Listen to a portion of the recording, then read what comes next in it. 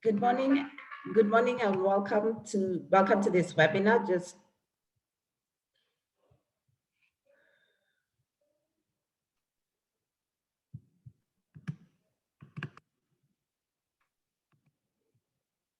Good morning and welcome to this webinar. To kick us off, I will start by going through a few logistics for the meeting, and then I will hand over to our moderator who will take us through the rest of the webinar.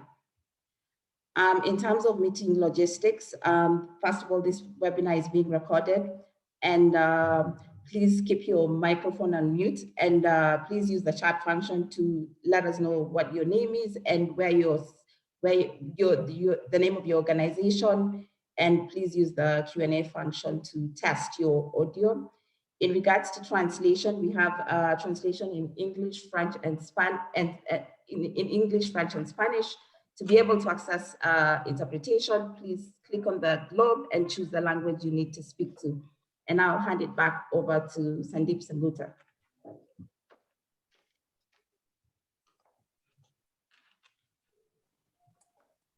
Great. Sorry, I had to unmute myself. One has to learn this even after 1.5 years of using webinar. So good morning, good afternoon, good evening all. My name is Sandeep Sengupta, and I'm the Global Coordinator for Climate Change at IUCN. It gives me great pleasure to welcome you all to this consultation webinar that we are organizing today. We had over 300 registrations for this session, and I'm very pleased to see many of you here. I will be your moderator for this session, and we will have a same session later today as well to accommodate our colleagues in the Americas. Let me begin first by presenting the agenda of today's session.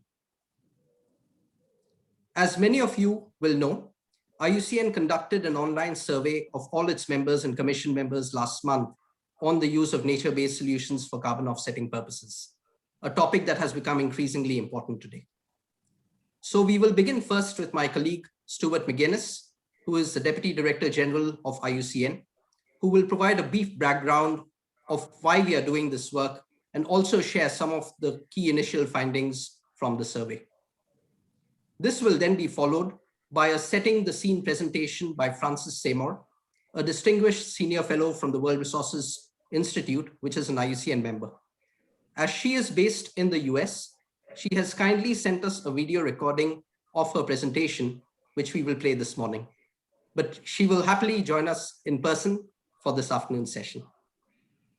We are also delighted today to be joined by a distinguished group of expert panelists, most of whom are from within IUCN's members and commissions, and who we will invite to share their views on this important topic. I will introduce them when we get to that section. This will then be followed by a Q&A session, and we have set aside around 50 minutes for this, where you will have the opportunity to ask your questions. Please use the Q&A box for this purpose. We have tried, as I said, to set aside as much time as possible. But if you have any questions as the session progresses, please keep sending them in. Without any further ado, I would now like to invite Stuart to take the floor. Over to you, Stuart. Thank you.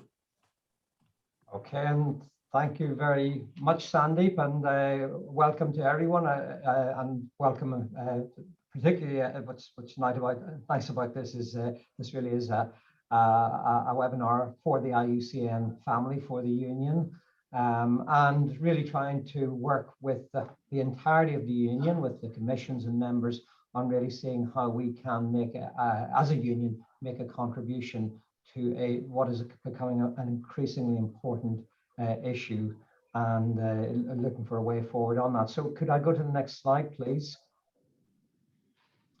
So I think we've heard, those of us who have been involved on climate change and nature-based solutions, we obviously know the issues, but I think I would say that this year is actually a little bit different. I think there is a sense of really deepening concern. Climate scientists who have been following this, who've been very stoic in their projections, are actually now saying themselves they're worried, they're scared. We are seeing that even, with 1 degree of warming so far, in 2020, it registered as 1.2 degrees warming above pre-industrial levels. But let's say 1 degree of warming, we're starting to see the impacts of climate change. But what's worrying, and I was listening to Sir David King, the previous chief scientist from the UK, yesterday, and he's saying that the anticipated impacts are about 70 years out from what we actually thought. And we've seen this with the extraordinary heat in Littleton, with the heat dome and the flooding in Belgium and Germany and China and now in India. That the impacts are actually seem to be hitting severe impacts, and we are surpassing historic thresholds, not just by 0.1 or 0.2, but by, in Littleton, it was 4 degrees, 4.5 degrees. So there really is, I think, the sense of being in a climate crisis is very much with us. We also know that nature, and we've heard this many times, that nature can contribute up to about 30% of the global mitigation needs. It's there, well managed, resilient, biodiverse, rich nature can make a contribution, and it's there for us to deploy immediately. But we've also seen that progress has been slow. And if we can look at nature to supply, certainly in the immediate future, maybe up to 30% of the options, we can see that as a proxy for action, only 3% of global finance has gone into that. So there's a potential there, but there's progress, and there is now an enhanced sense of urgency. Next slide, please, Linda. IUCN, we as a union, have recognized this. We've recognized and we've endorsed the role of nature-based solutions in climate change for adaptation, but critically also for mitigation. That's not a debate anymore. We have got a body, as a union, we have taken decisions over the last 10 years that continually reinforce this point, that there is a role for nature-based solutions in the mitigation of climate, and to alleviate some of the climate impacts. Next slide, please. And we've also done, and we've been leading in on this work, and my team's contributed to that. We've worked very closely with the Commission on Ecosystem Management and really setting up this framework for nature-based solutions, learning from some of the challenges in the past, making sure that we're building in something that is robust, that can be societally acceptable, that safeguards nature. And so we've got as a union, we endorsed this whole concept of nature-based solutions in 2016.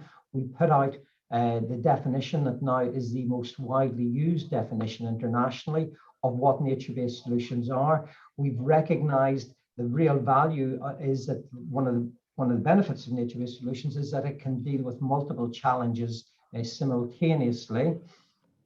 And it's got this very clear caveat as well, that it is simultaneously providing benefits for human well-being and biodiversity, and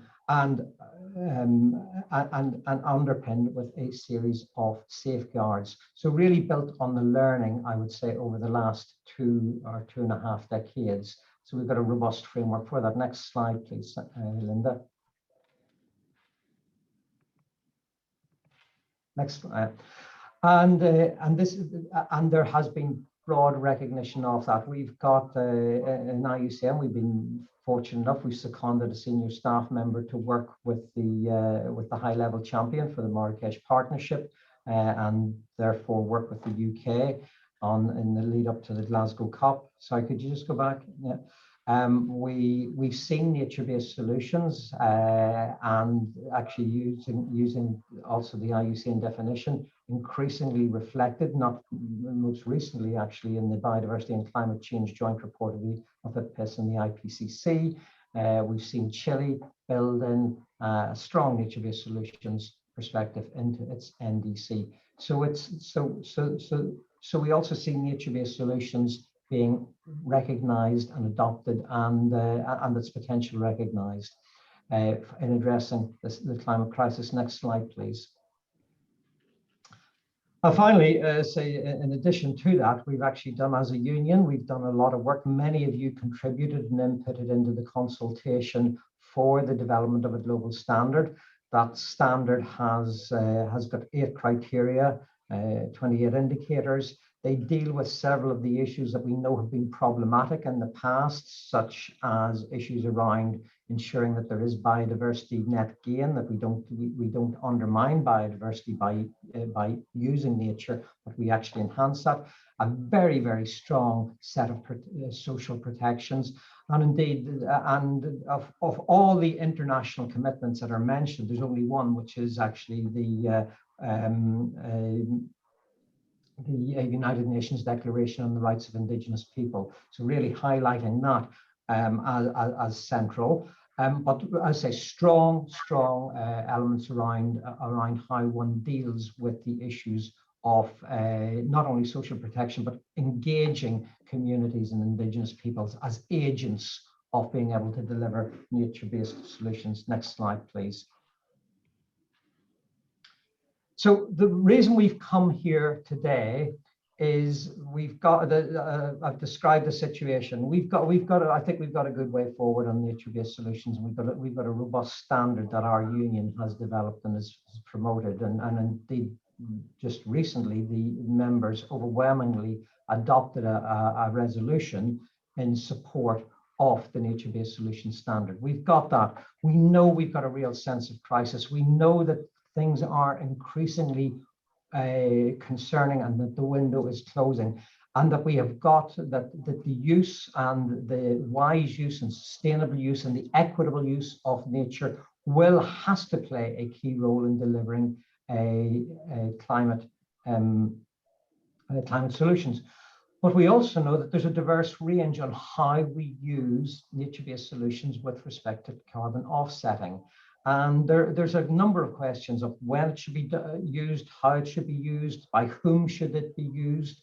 There is recognition that if it's done well, it can make a real strong contribution. But if done badly, it could lower mitigation ambition, and it could compromise environmental integrity of our ambition to reduce greenhouse gas emissions.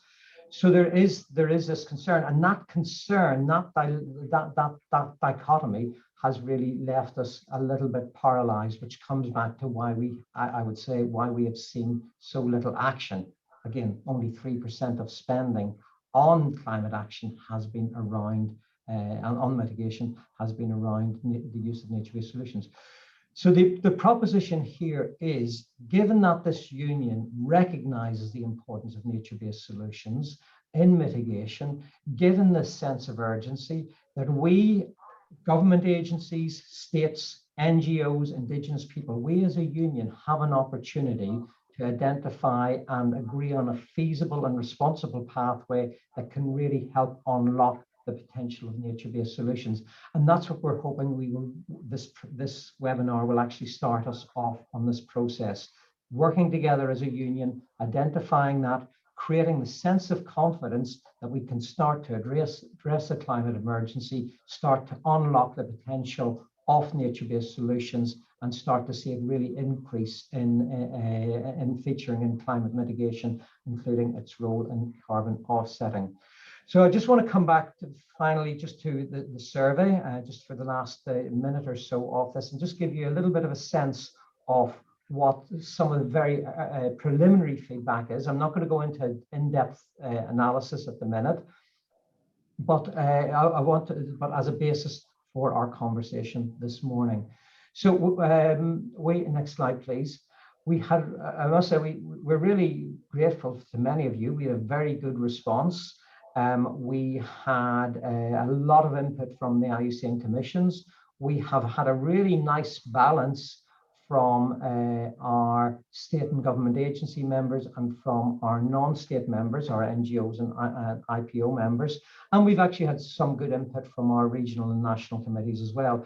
I'd actually like to highlight that from our state and government agency members, 20% in total of IUCN state and government agencies have responded to that. And I look at that really as encouraging. We are going to keep the survey open because we want to hear more voices. We definitely want to hear more voices from our Indigenous peoples members, from NGOs.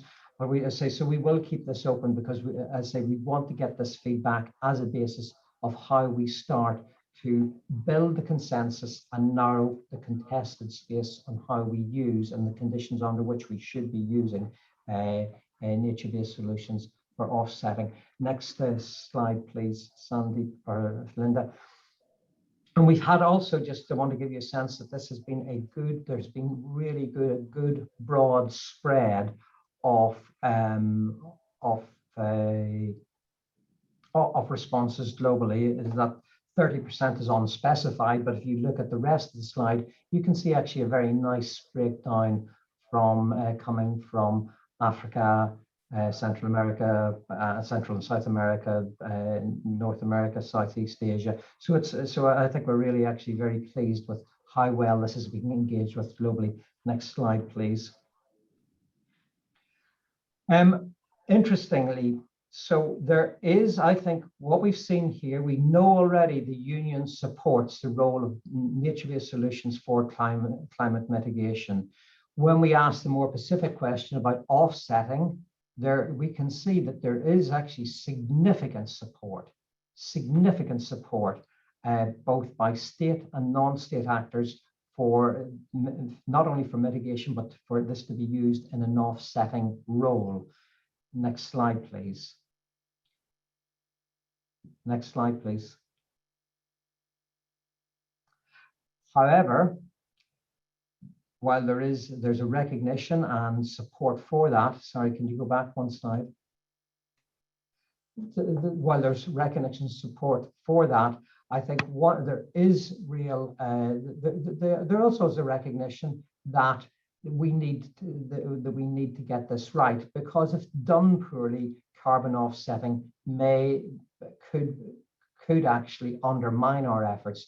And so while there's an enthusiasm to see this done, it has to be done properly. And again, 3/4 of the members who responded have said that, yep, carbon offsetting is fine, but we've got to find a way to make sure that it really is on target, and it really is making sure that it is delivering significantly to addressing the climate crisis and not diluting our mitigation ambition. And finally, last slide, please.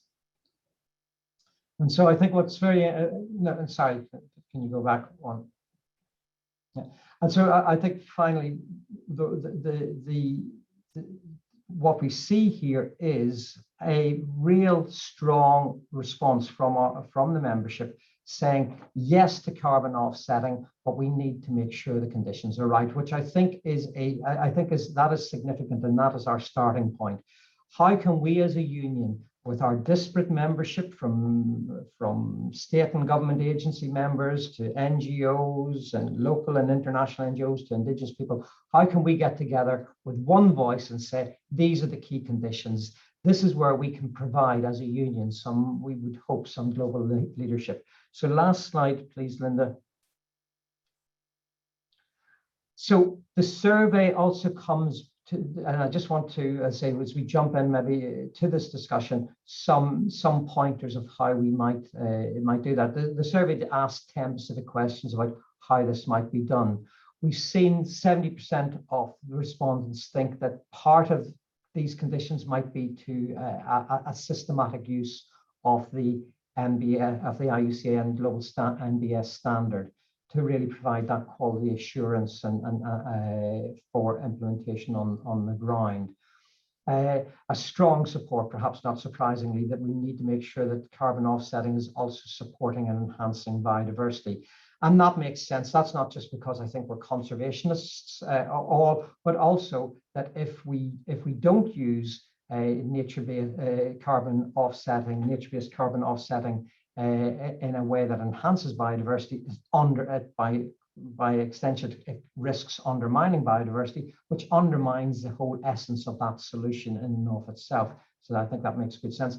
And then clearly very strong support that we really have to ensure full protection for the rights of Indigenous peoples and local communities. So that's it. I'm really keen now to hear what Frances has to say in our distinguished panel, so I won't say any more. I'll just flag up that we will keep the survey open. We please encourage other members and other commission members and folks you talk with to respond. We really want to hear that. And this will be an ongoing process. We will continue to work on this, and we will be getting together in Marseille. And if you can't come to Marseille physically, you can definitely come to Marseille. That is open to virtual engagement as well. And we'll be having a whole conservation cafe, which will continue the conversation and will build on the conclusions of today. So thanks very much. And Sandeep, I hand back to you. Great, thanks. Thanks very much, Stuart, for that really helpful overview. Some of you have already asked in the Q&A box to share the URL of the survey. So just to clarify, the survey at the moment is closed because we had to close it for this analysis. But as soon as today's webinars are done, we will be reopening the survey again, and I'll put the URLs for the survey in both in French, English, and Spanish in the chat box. So you have those URLs, and they have also, the URLs remain exactly the same. So the survey links that you have received in your previous emails from our membership unit will remain valid once we reopen the survey. So now we move on to the video recording presentation that we have from Frances Seymour, who, and the focus of the of this presentation is essentially to set the scene in a little more detail. And I've already introduced Frances, but I also wanted to add that in addition to being a distinguished senior fellow at the WRI, she also serves as an advisor to the Climate and Land Use Alliance. She chairs the board of the Architecture for REDD+ Transactions. She chairs the Oslo Tropical Forest Forum and was previously also the Director General of the Center for International Forestry Research based in Indonesia. So Linda, if you could please play Frances's video presentation, please. Thank you.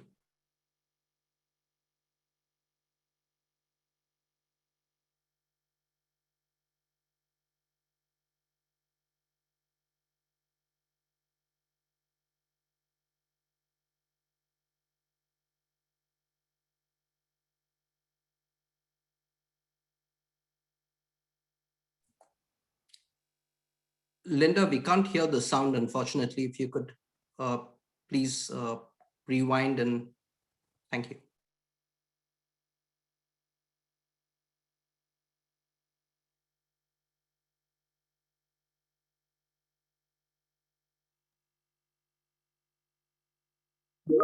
Good morning, good afternoon, or good evening.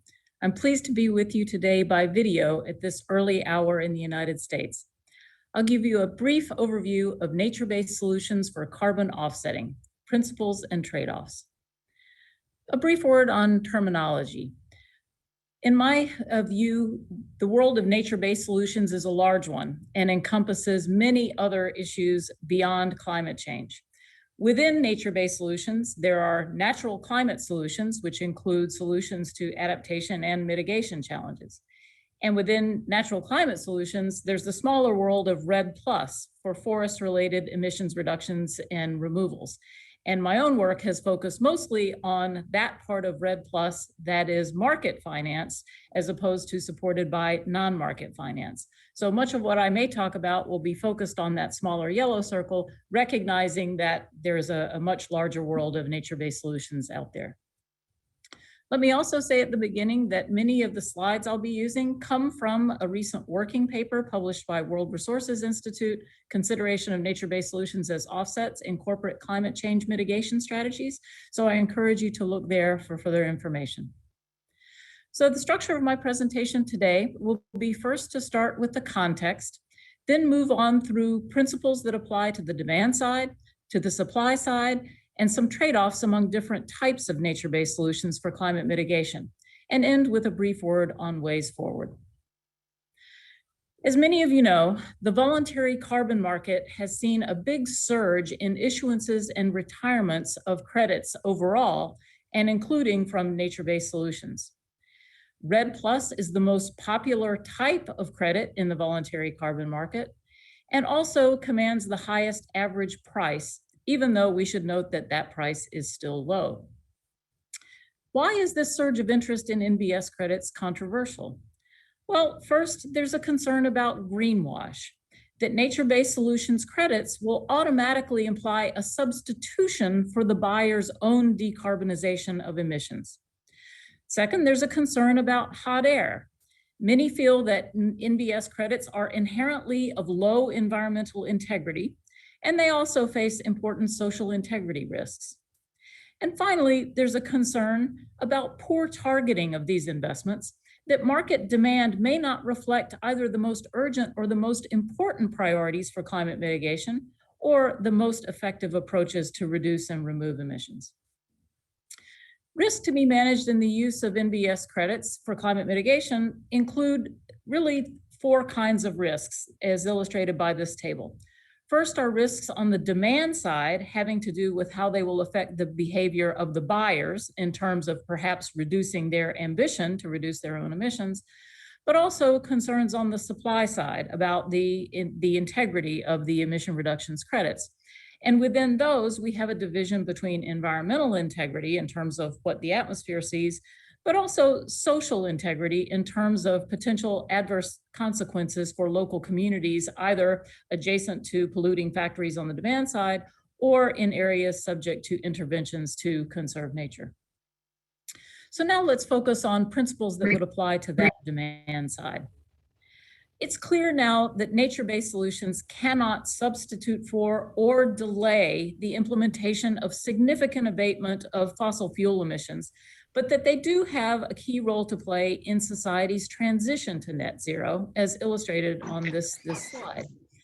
But it's clear that all sectors need to transition to a low carbon economy, so we need to simultaneously reduce emissions from fossil fuels and the land sector, and begin investing in removals both from the land sector and from industrial sources. So we now live in a both-and world. And the Science Based Targets Initiative has produced this useful framework for thinking about the role of offsets or NBS credits or credits from any source in corporate decarbonization strategies. And this diagram shows an abatement trajectory towards net zero, represented by the orange bars. And the green bars represent removals that would be necessary to counterbalance any residual emissions towards the end of a net zero strategy. The blue bars are what SBTI refers to as compensation. In other words, counterbalancing those unabated emissions on the pathway to net zero. So that's the framework within which I'll be talking about these emissions reductions within supply chains, but also externally.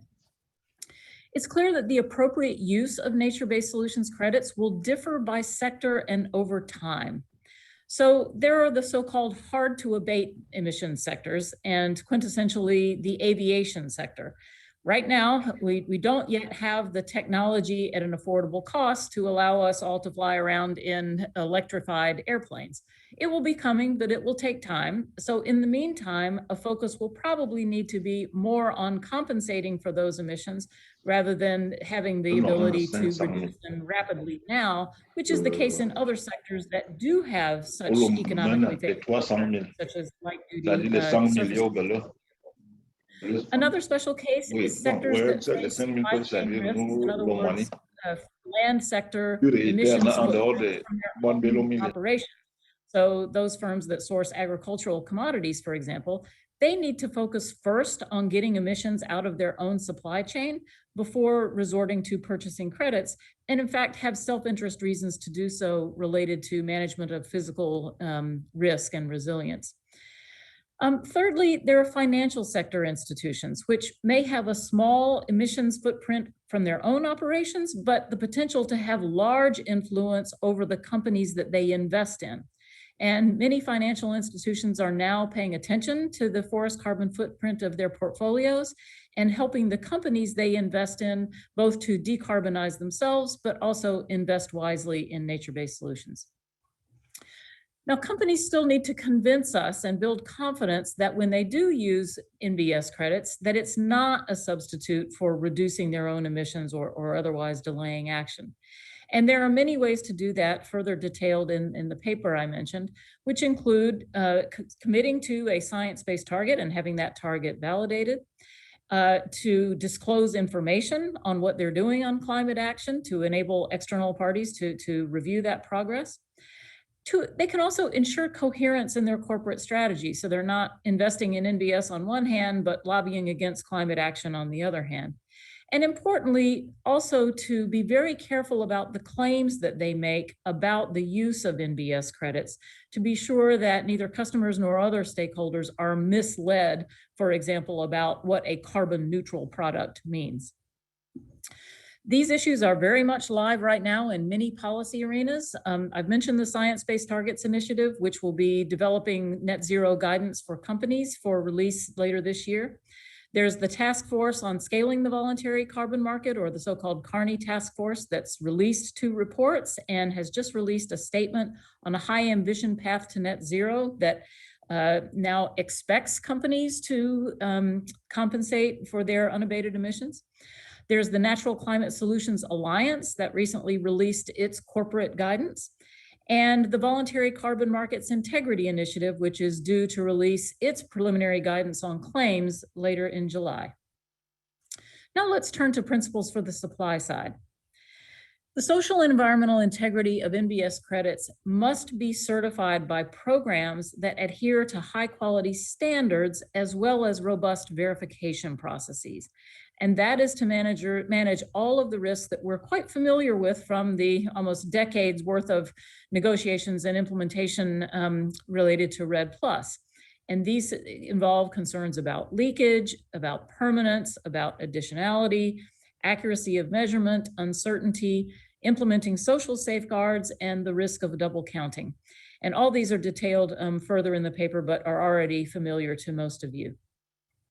Now, there is a residual prejudice against credits from nature-based solutions because of a sense from the CDM era that somehow nature-based solutions are inherently more risky or more prone to reversals or leakage.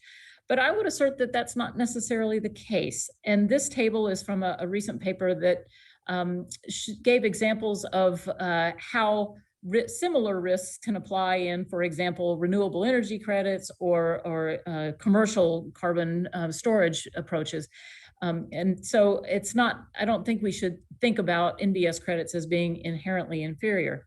In fact, to the contrary, we've been at it for a couple of decades now. When you think back to the early days of project scale crediting for REDD+ and working through the experience from the original bilateral agreements and multilateral funds at the World Bank, at the Green Climate Fund, nascent compliance market use of nature-based solutions credits, including in California and more recently ICAO CORSIA for international aviation, and new standards such as Vera's JNR and the ART tree standard. And I should disclose at this point that I chair the board of the Architecture for REDD+ transactions.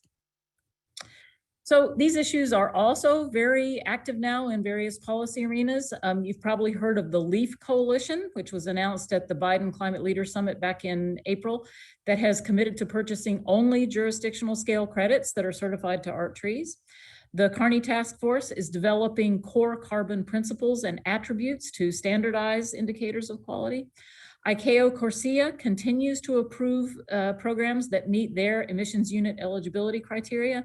And last but certainly not least, the UNFCCC negotiations on Article 6 are considering the accounting rules for international transfer of all mitigation outcomes that would also include nature-based solutions. Now, there are quite a few questions regarding the use of NBS credits that remain unresolved. On the demand side, we still don't have sector-specific abatement guidance from initiatives such as the Science-Based Targets Initiative for all sectors, including, for example, for the oil and gas sector.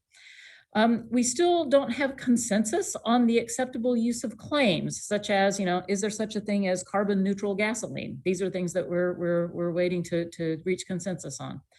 On the supply side, there is the question of the scale of crediting for forest-based emission reductions and removals, which I'll speak to in a moment.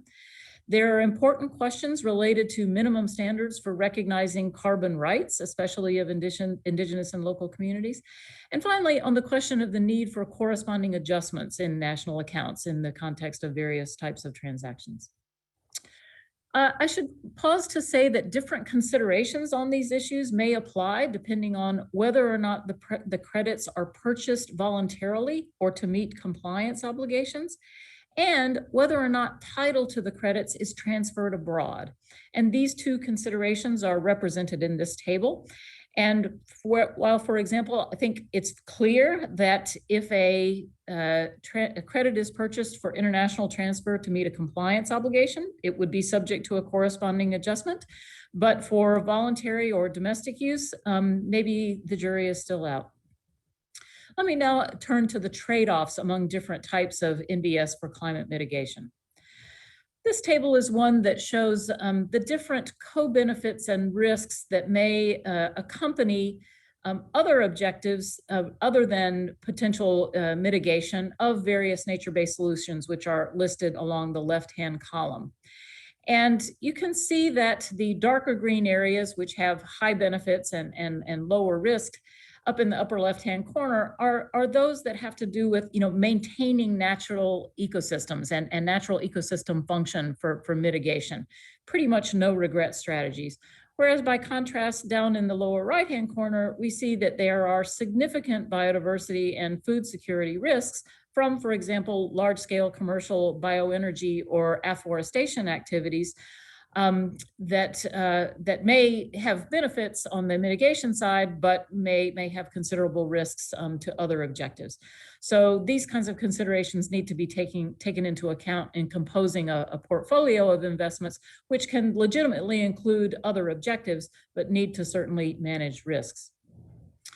A particular concern that I have is that perhaps in part due to the science-based targets focused on the need to neutralize emissions in the out years of a net zero strategy, many companies have gotten the idea that only removals count and have rushed to finance tree planting activities and not protection of the forests and other natural ecosystems that we still have.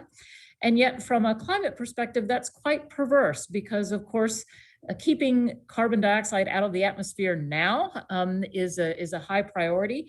And by keeping intact ecosystems, we can prevent that release of carbon dioxide emissions, but also maintain natural carbon sinks.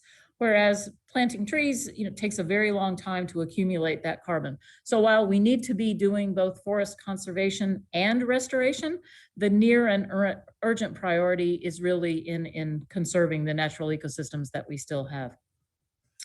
I also want to speak to the issue of project versus jurisdictional crediting in the forest carbon emission removals world in particular. As you're aware, almost all of the transactions in the voluntary carbon market are now for project scale interventions, and continuing to do that is certainly aligned with the interests of current players in the voluntary carbon market. But we did negotiate a framework for REDD+ under the UNFCCC that includes national scale accounting and national scale strategies. And it is aligned with the Paris Agreement and is increasingly being recognized in international compliance markets such as ICAO CORSIA, voluntary initiatives such as LEAF, and investor guidance, including a new paper from Ceres published in May. I'm also concerned that project level crediting is subject to be delegitimizing all nature-based solutions because of some of the problems faced by projects, including inflated baselines, perhaps due to outdated methodologies in managing additionality. This is just a sample of headlines from recent adverse press related to forest carbon credits at the project scale. And so managing to transition to jurisdictional level crediting, I think, can allay some of the concerns about quality of project scale credits. Clearly, there will be challenges in a transition from project to jurisdictional scale crediting. We need to find ways to nest current and future projects in jurisdictional scale accounting and align them with the strategies of jurisdictional scale programs so that governments can do what only governments can do, like enforce the law, whereas projects can mobilize private investment and community action. And we also need to ensure the equitable benefit sharing of incentives so that we can continue to attract upfront private investment at the site level. And there are many ways to do that. Benefit sharing to projects can take various forms in the form of allocation of credits or allocation of revenue or indirect ways of rewarding performance, for example, payment for ecosystem services, and these will differ from one country to another. Now let me close with a brief word on ways forward. Clearly, on the demand side, we in civil society need to hold companies, but also countries accountable to new norms related to a both-and approach to forest carbon credit or any nature-based solutions to avoid the risk of greenwash. And we also need to educate companies and other stakeholders on what a good NBS credit looks like to ensure quality. On the supply side, we need to support jurisdictions and indigenous and local communities with independent advice, support, and investment so that they can make wise choices about whether and how to participate in these new markets. And to the voluntary and compliance markets themselves, we need to be advocates for increasing ambition overall, high standards, and increased transparency. And with that, I'll just remind you that much of this content is available in this recent WRI working paper by myself and my colleague, Paige Langer. And we look forward to your comments on the paper and any of my remarks today. Thank you.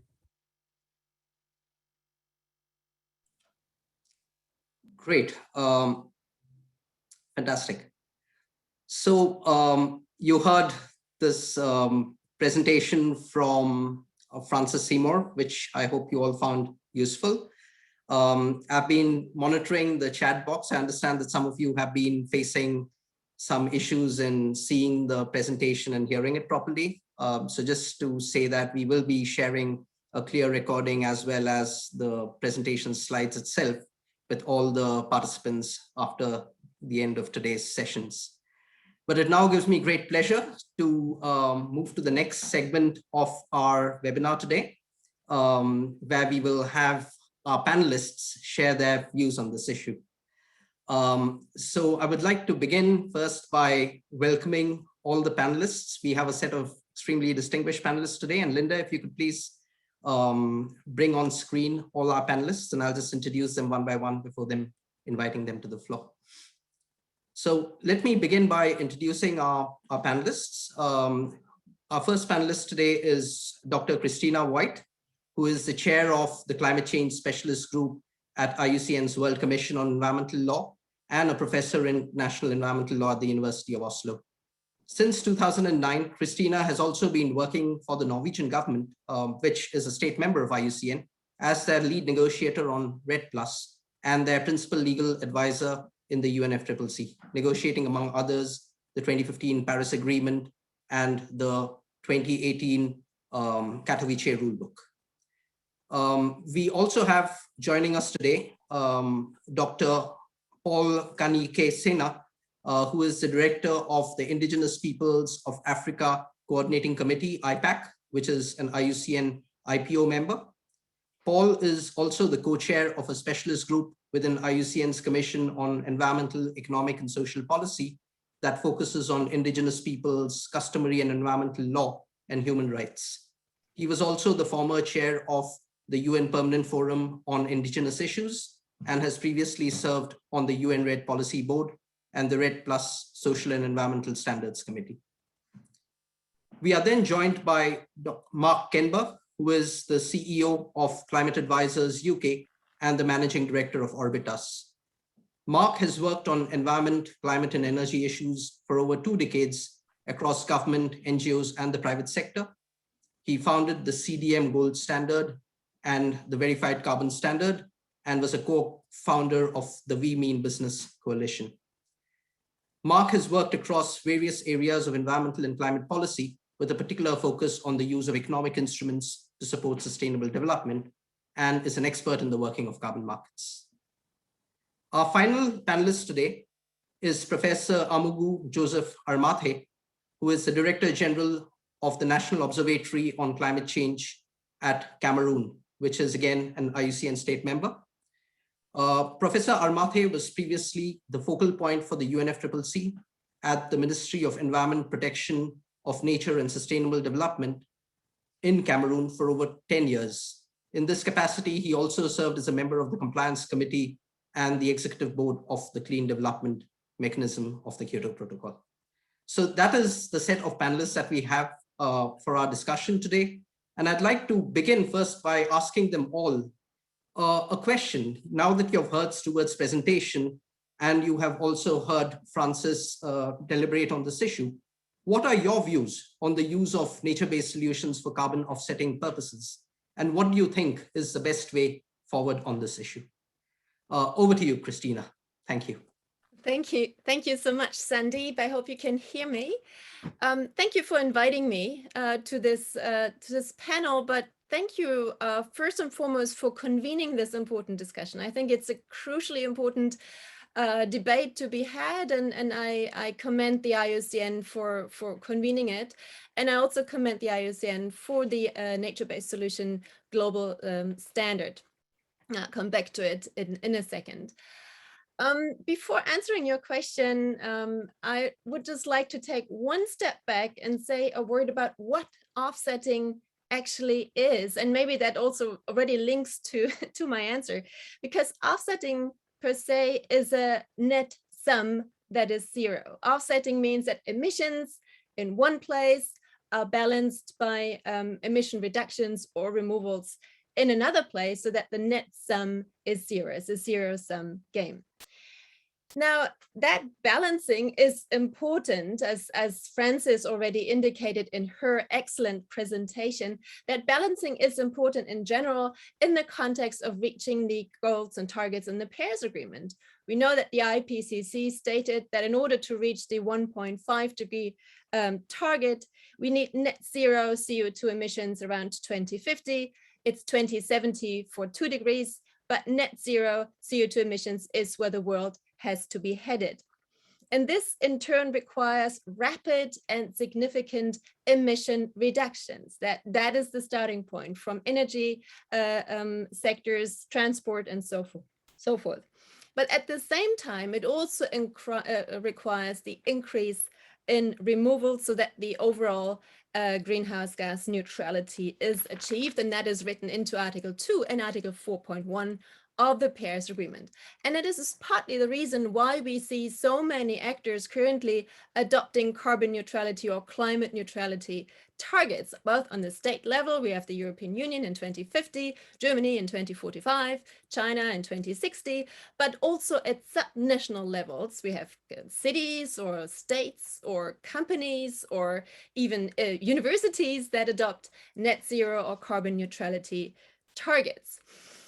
Now, in order to increase removals, as I said, which is important to achieve that balancing or neutrality, it will be very crucial to have increased carbon sequestration and removal capacities in natural things, because if it's not natural, then it's going to be technical in carbon capture and storage, and that comes with a whole set of other challenges. So let's focus on what nature can provide us in terms of nature-based solutions.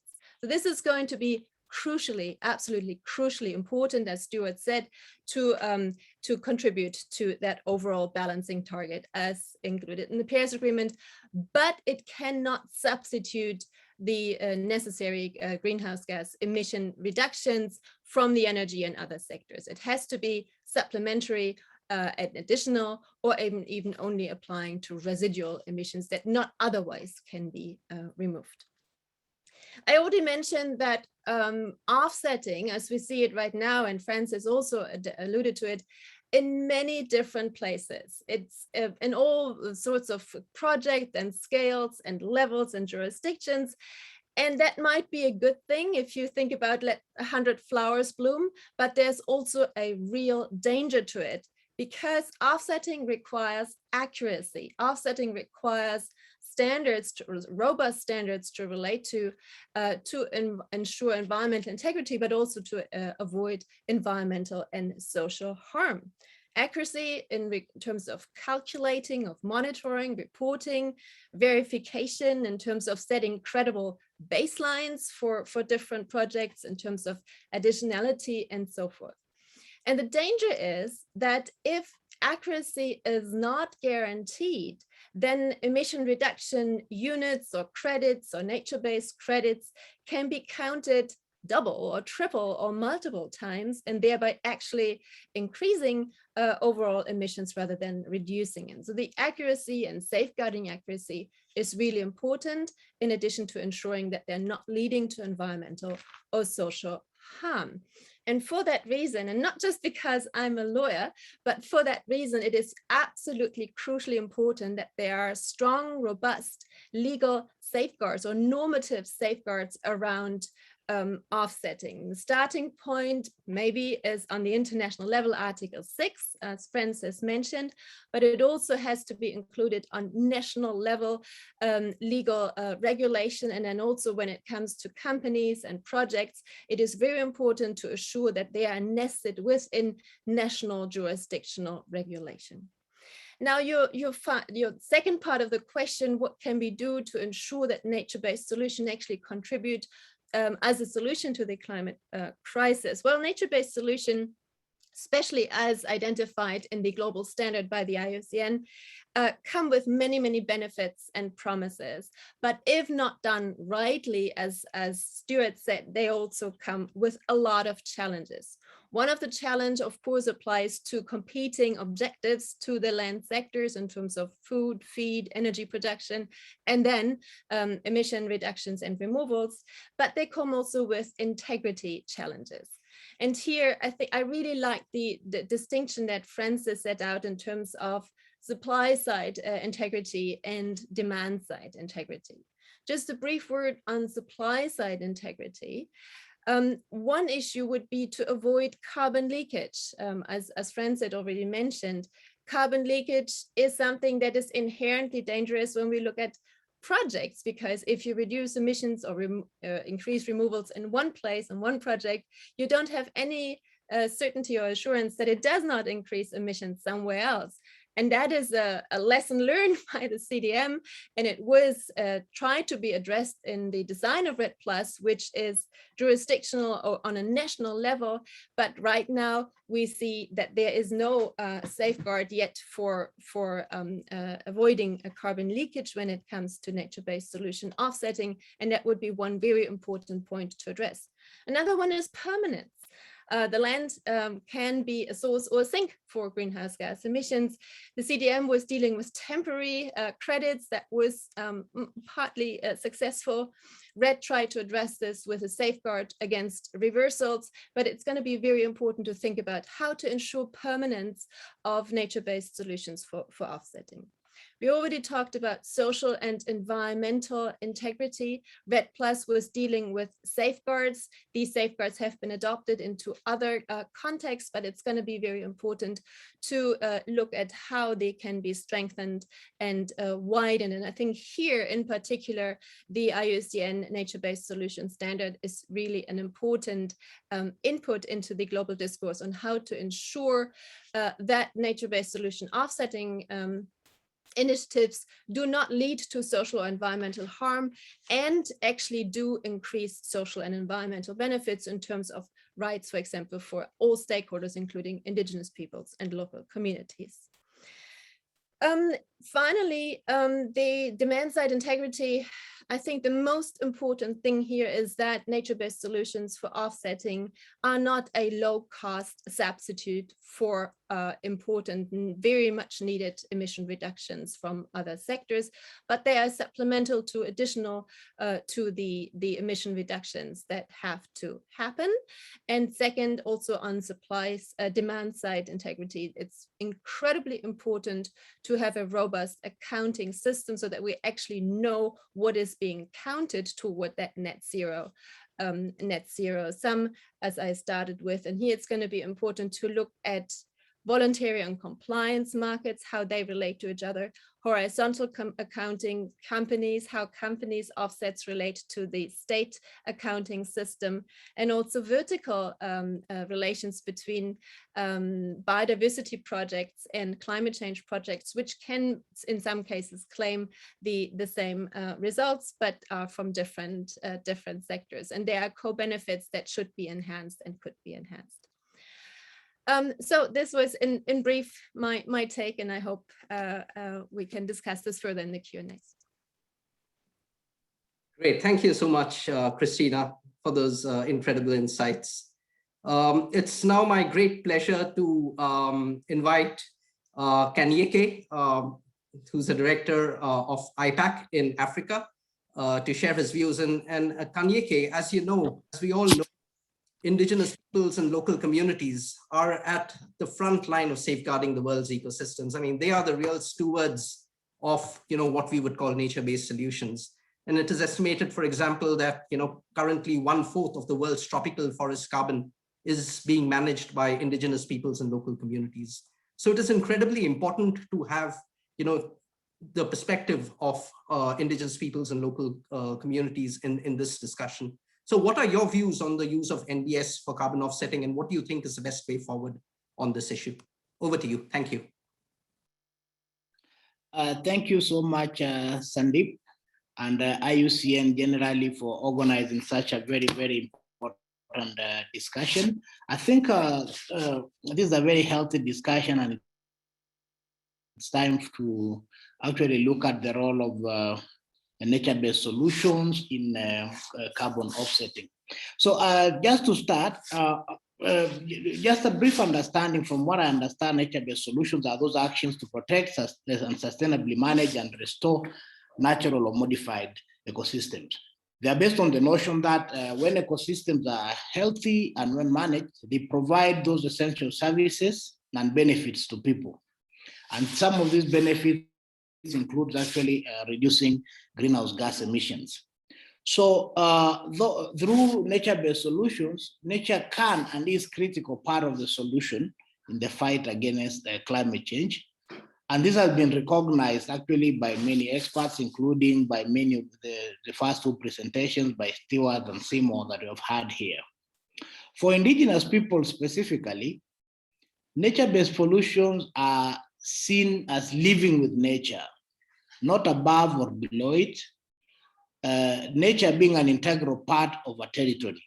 Nature is not manipulated only to obtain economic benefits, and above all, we understand and include those non-economic and intangible benefits such as culture, identity, and spirituality. Indigenous knowledge systems are nature-based, as you have said, and honor the complex interdependence of all life forms. This is the root of the success of, as you say, as you have actually mentioned, the sustainable management of their resources, including waters, rivers, oceans, peatlands, and etc. So I think now the main question that you ask is, but what about using NBS for carbon offsetting? To me, and I think I understood it right, carbon offsetting here means compensating for own carbon emissions by participating in schemes designed to make equivalent reduction of carbon in the atmosphere. So you're polluting, you have a carbon requirements, but then because you may not be able to actually reduce, you go and invest in a project that is happening somewhere else that is designed to make equivalent reductions. So the first question is in that, what would be the role of indigenous peoples in this, and how do indigenous people look at the entire discussion? So first of all, using NBS for using carbon offsetting for NBS will be simple. It will be proven, maybe even a cost-effective method of helping conservation or restoration of damaged ecosystems in indigenous people's territories. And this will have a net overall benefit for all. So it will also be critical because it might inject the necessary financing for conservation, conservation and restoration in indigenous people's territories. When we look at Africa, we see indigenous territories in Africa, in Asia, in other parts of the world. Indigenous territories are facing a lot of challenges as a result of some of the ideas that had already been practiced. For example, palm oil and the large-scale agriculture, and etc. So if additional financing through carbon offsetting is injected into these territories as a form of to conserve and restore these territories, it will be very, very beneficial for indigenous people. However, indigenous peoples agree with some of the issues that have been observed, and that includes nature-based solutions being used or being misused for greenwashing. That is promoting nature-based solution is carbon offsets while continuing business as usual in fossil fuel use will not be a solution to climate change.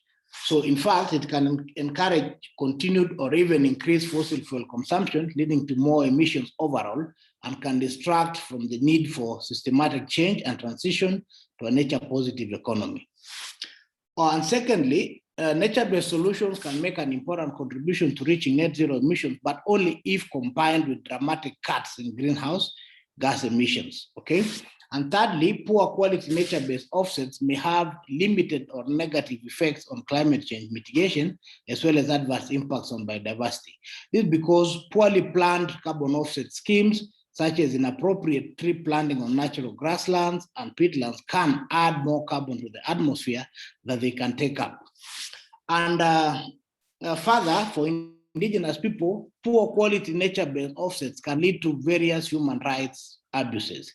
Some of the projects that have been implemented without regard to the legal or customary land use rights of indigenous peoples, when these occur, carbon offsetting can shift the burden of reducing emissions from wealthy countries, companies, or individuals to indigenous peoples in the global south. So in conclusion, let me just say that to be successful, nature-based solution governance will require active cooperation and coordination among stakeholders whose priorities, interests, and values may not be aligned or even create conflict. So it will be very, very important to cooperate at all levels and to coordinate at all levels to ensure that actually the use of nature-based solutions, carbon offsetting for nature-based solutions achieves its purpose.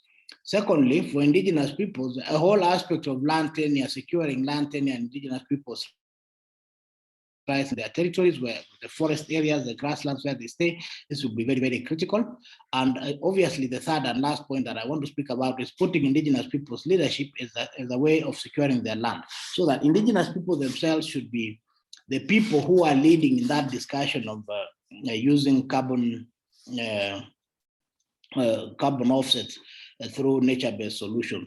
We have the land. Nowadays, we have that knowledge. So if we can be in leadership, then it will be very critical for us. Thank you. Great. Thank you, Kanyike, for those really important comments. I think those are extremely important for us to keep in mind as a community as we go forward on this issue. It is now my great pleasure to invite Mark Kenber to share his views on the topic. Mark, you of course have an insider's view on how global carbon markets work and don't, and so it'd be extremely valuable to hear your views on the subject. Over to you, Mark. Thank you. Thanks, Sandeep, and thank you to IUCN for both carrying out this conducting this important work, but inviting me here today. So Francis and Christina, in their very comprehensive discussions, covered quite a lot of what I was planning to say already. So I'm going to avoid repeating that and talk about sort of offsetting and the role of offsetting more generally. As Francis mentioned, and I think many of you will have already seen, there has been a vast surge in enthusiasm or excitement about carbon markets, and most recently about the voluntary carbon market and the role that it plays in getting us towards the goals of the Paris Agreement. We have, as has been mentioned, the task force on scaling the voluntary carbon market, which looks to scale the market by a factor of 15 to 30 over the next 10 years, creating a multi-billion-dollar market. We have the voluntary carbon market integrity initiative, looking at what should be the boundary conditions for the use of offsets and the claims associated with the use of them.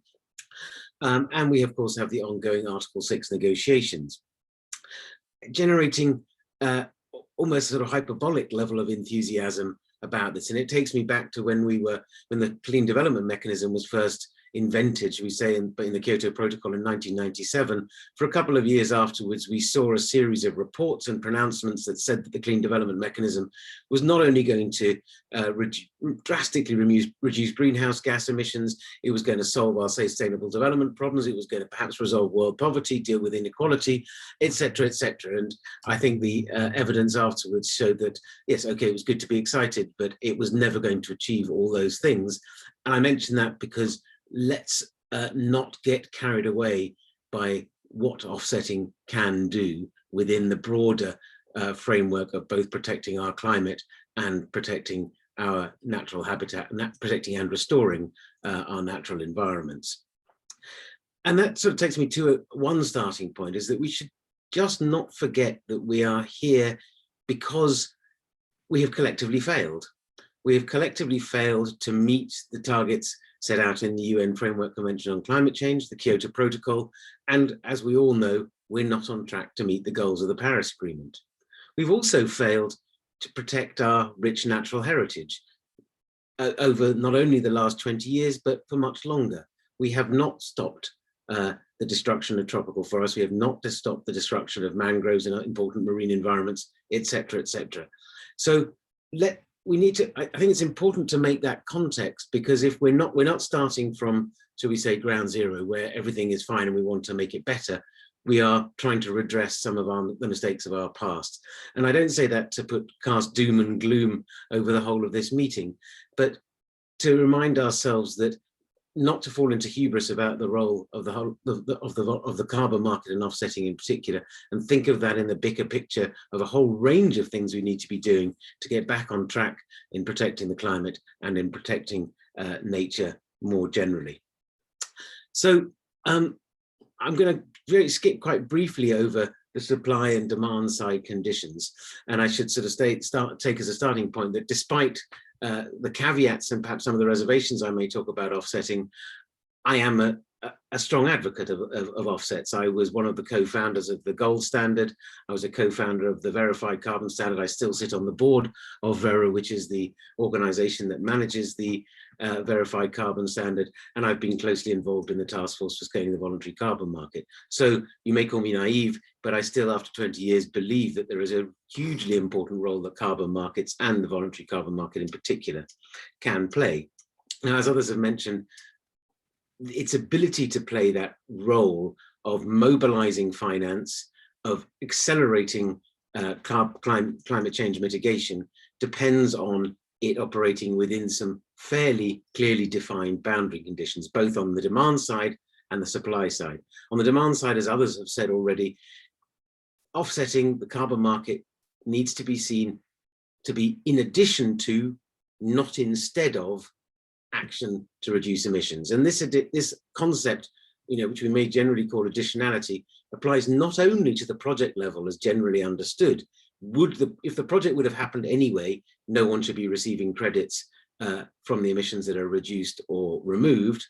But at the same time, at the macro level, on the demand side, action using offsets to claim carbon or climate neutrality, or claim some contribution to action elsewhere in the world, needs to be in addition to, and again, not instead of, action at source. And hence, on the demand side, and many of you may have seen the launch of the Voluntary Carbon Market Integrity Initiative yesterday, which in its consultation document sets out a set of pretty basic, and one would hope common sense criteria for putting that idea into action. So the companies must have a science-based target, they must have allocated capital to achieve that target, they must make continuous improvements, they must contribute their fair share of reducing global greenhouse gas emissions by at least 50% by 2030, and so on. So those guardrails, those guidelines for the criteria for a good or high integrity buyer are designed to ensure that the use of offsets is above and beyond, and not a replacement for, action at source across companies' value chains, including scopes 1, 2, and 3 to reduce their emissions. That should be obvious, but as we've seen over the last 20 years, that hasn't been the case. And I think that as IUCN pulls together its collective view on this, that is something that is extremely important to underline. On the supply side, both Francis and Christina have laid out a set of conditions. I think those sort of basic criteria of additionality, dealing adequately with permanence, avoiding leakage, which I'll come back to in a moment, clear monitoring, reporting and verification systems, respect and fair benefit sharing agreements with the host communities, prior informed consent around the project, environmental and social safeguards, and avoidance of double counting by having keeping offsets in in well-managed registries are absolute prerequisites. And I don't think that here within the IUCN or more broadly, we need to debate what those criteria are. But as with offsetting as a whole, the question we're asking ourselves now is not if or whether, but rather how. And those principles on the supply side, while seeming and certainly are exceptionally important, their application can be a make or break decision on whether offsetting has credibility or not. And just to give you one example, the thorny issue of additionality, the question of whether a project or whether the emissions reductions or removals would have taken place anyway is always going to be fraught with difficulty. And I pick up, Christina used the words accuracy and certainty. When we are comparing with a counterfactual, what would have happened in the absence of something that is happening, we can never be certain, and we need to be aware of that. And therefore we need to think carefully, not about how we achieve 100% certainty, and I know for lawyers and accountants that's uncomfortable, but what is an acceptable level of certainty, and how do we compensate for the so-called residual uncertainty that we will inevitably have to deal with.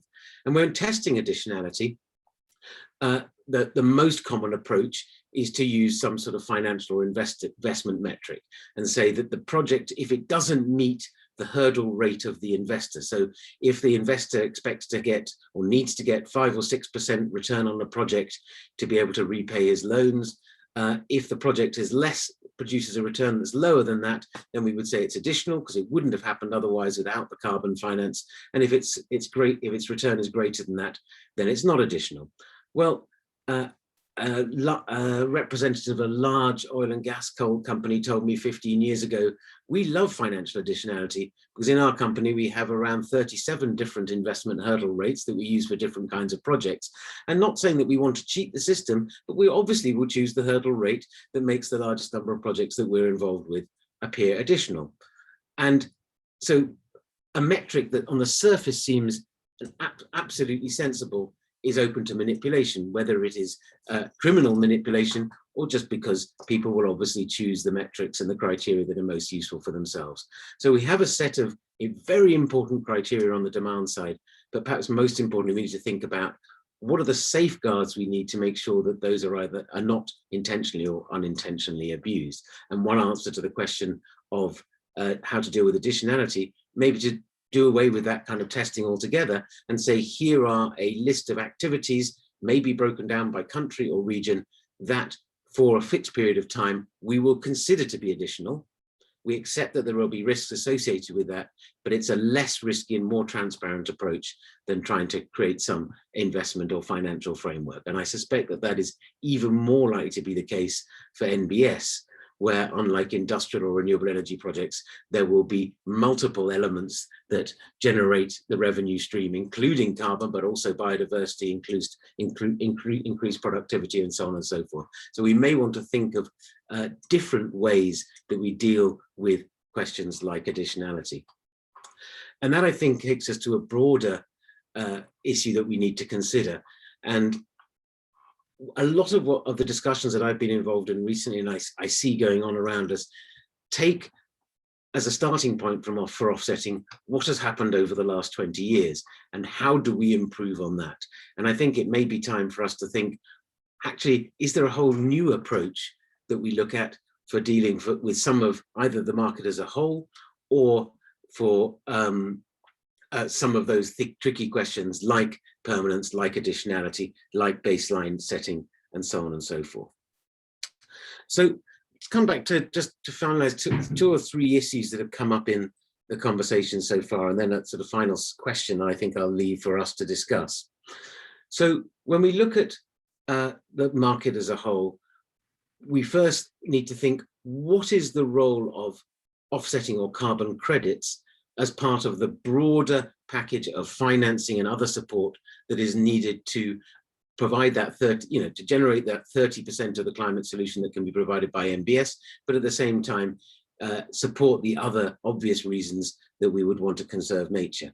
And in that, we need to think about three types of leakage. There's the leakage that Christina and Francis mentioned, very importantly at the project level, that if we can save a bit of forest here, what's to ensure that the loggers don't just move to another bit of forest, which they wouldn't have chopped down otherwise, and chop that down instead. And so there is no net climate benefit, and there may be even a negative impact on biodiversity and nature conservation more generally. Then there's the leakage about at the corporate level. To the extent that I can use offsets as a company to claim carbon neutrality, what's the leakage in terms of both the reduced incentive for me to cut my own emissions, but also to advocate and lobby for robust climate policies. So leakage across the whole mitigation spectrum. And then leakage in terms of biodiversity and nature protection, conservation finance, to the extent that the offset market is successful in generating flows of finance, does that relieve pressure on governments and others to put money forward to protect nature and biodiversity? So a leakage, a financial leakage from one system to another. And if that happens, then we could argue that there is really no benefit. So we need to think about how to safeguard against that. One way of doing that is, and I think important for the trust of the offsetting market as a whole, and perhaps one of the reasons there's been so much suspicion about it, is the lack of transparency. The work I've been doing with the task force for scaling the voluntary carbon market, we've been arguing that the voluntary carbon market has a public purpose and is dealing with a public good, emissions reductions or saving the climate. And therefore, while this may not be the case for mortgage markets or interest rate markets, in this market, everything should be transparent at all times. I don't just mean the decisions of the governing bodies, I'm talking about every detail of every transaction made available to the public in real time. Then we can scrutinize what's going on. Then we can check that we are avoiding those three kinds of leakage we're talking about. We can check that the way that additionality is being proven is really robust. We can check that local communities, indigenous groups have been involved from the outset in decision making, are sharing in the benefits of projects, but also in the very likely complex transactions that will take in financial markets around offsetting. And we need to have mechanisms built into the offset governance that allow feedback from indigenous groups and local communities on the ground, from all those involved in projects, can make a claim that is dealt with in real time, not like when I send an email to my local tax office and they tell me I'll get a reply sometime in late 2027 if I'm lucky, but feedback that feeds back properly into decision making and rule making, and therefore leads to continuous improvement. And then finally, we need to have some set of metrics, some way of assessing whether the carbon market as a whole, and offsetting in particular, is actually driving additional climate mitigation and nature protection. Because if it isn't, we're wasting our time and we're wasting our money, and we shouldn't be scared to shut it down. So we need to be transparently looking at this. I've got a few other comments, but I can see Sandeep's appeared on the screen, so I will stop there and happy to answer questions further on. Thank you. Great, thank you so much, Mark, for that for taking us through the weeds and in helping us navigate this space. Lots of food for thought there. But it is now my great pleasure to invite our final panelist for today, Professor Amartey from Cameroon. And Professor Amartey, welcome to this webinar today. You have, of course, been involved in the UNFCCC negotiations on behalf of Cameroon for several years, and have an intimate understanding of a wide range of these issues from the very early days of the CDM, the REDD+, and so on. So what, in your view, is the way forward in relation to nature-based solutions for carbon offsetting? And what are your views more generally on this issue? Thank you. Thank you very much. Thank you very much for giving me the floor. I will first start by thanking IUCN for the opportunity which is given to talk about those questions. I will secondly thank those Mark just finished now, Christina and others, who took time to share with us a certain number of technical elements which are very, very important. I will start by saying that the nature-based solution is not something new to us. When we were putting in place RED, who became RED Plus at the end, the goal was this. We were looking for all different solutions, but we were doing as if the nature was not the first solution. The nature was not the first solution. We were not taking into consideration was giving to the planet up to the time we have started to talk about RED Plus.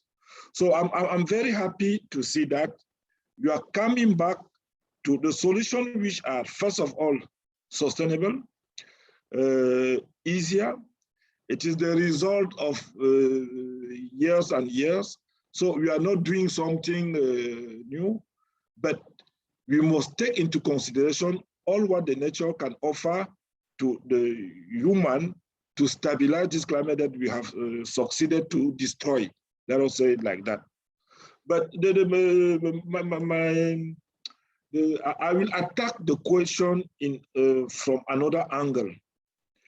When we talk about the nature-based solution, I will first want to agree with my colleagues who were talking about the case of indigenous people. Those people are living, and they were living during centuries with nature without any we say it simply, without any palavas, but without any problem. But today, the situation is a bit difficult.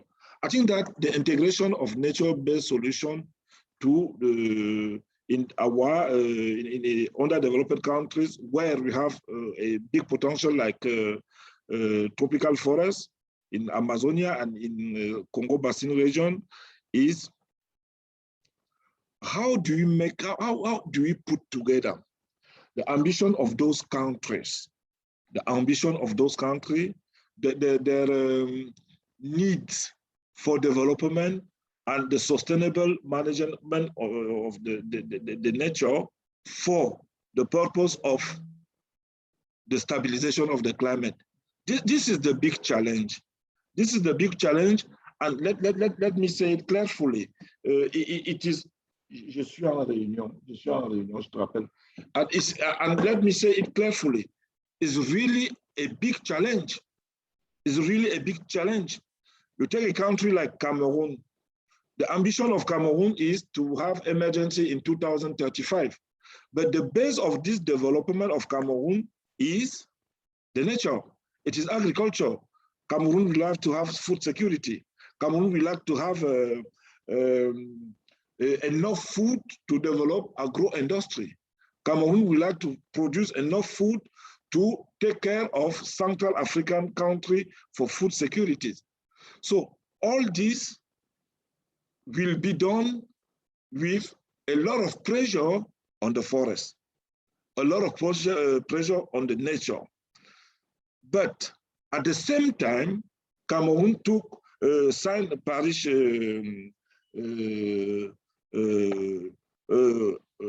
Accord and took a decision to reduce up to 32% of his greenhouse gases emission. That is the case of most of the country in this region. So the challenge is, how do we put together the ambition of using the nature to stabilize the climate, and at the same time to have normal economical progress? And this is something very new for countries. This is very new to country. When you take the system used in this sector of agriculture in countries like our own. It is sedentarization does not exist. It is every 6 months, somebody is cutting a part of the forest, making a new farm, and he continues.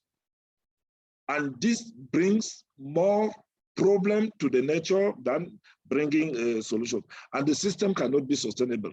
So I think that if you want really to boost and to use this nature-based solution, one of the elements is to introduce really in the economical program and the economical system of country like Cameroon, the integration of climate change in the process, in every program. How do you do in the production of energy in Cameroon to mitigate and to adapt using the nature? If you do not do it, we will continue to make business as usual with all the risks that we knew. Secondly, this needs a lot of capacity building, I'm afraid to see that with this new system, we are going to have exactly the same difficulty we had with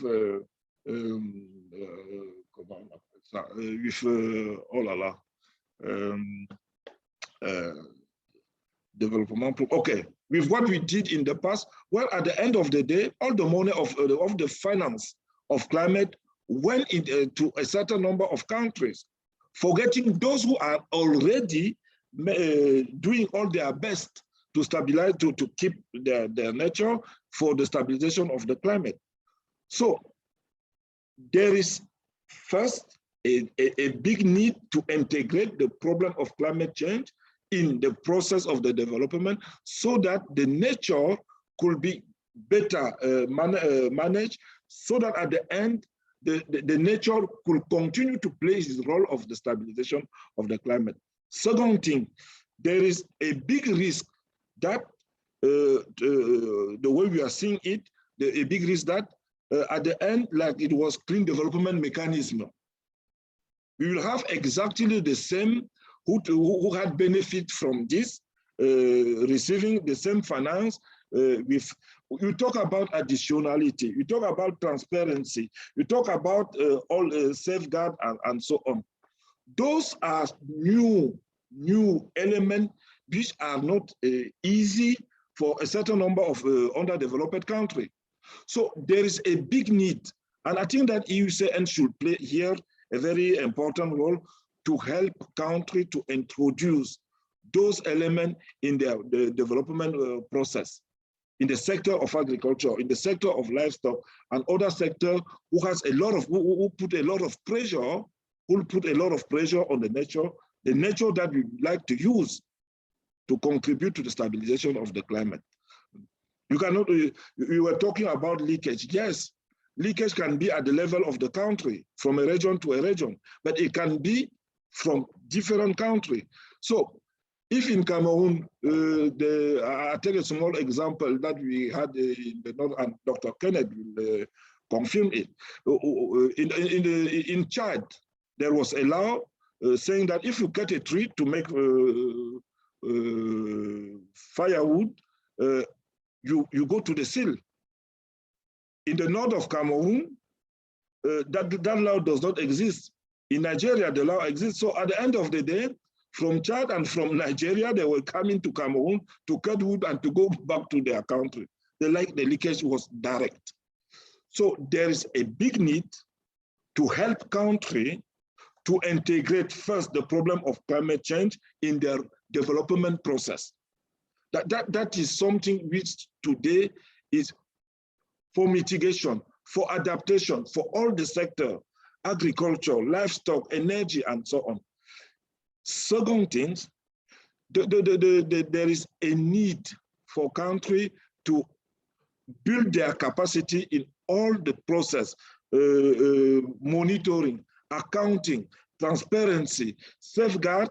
How do we do it? Thirdly, those countries are not making, are not asking for philanthropy. No, it is a win-win. It is a win-win situation. And it is good to help countries to start finding some of the solutions which were raised here inside the countries. There are a lot of companies in my country, I think, which need to have better image. We need to have a better, so that the finance can be out of the country, as it can be in the country, but the country needs to have capacity building, to know, to have a better knowledge about all those elements so that they could introduce it in the development process. And to see in the introduction of those elements in the development process as a plus to achieve what they are aiming to do for their development. The last element, Mark Kenney was talking about abusing.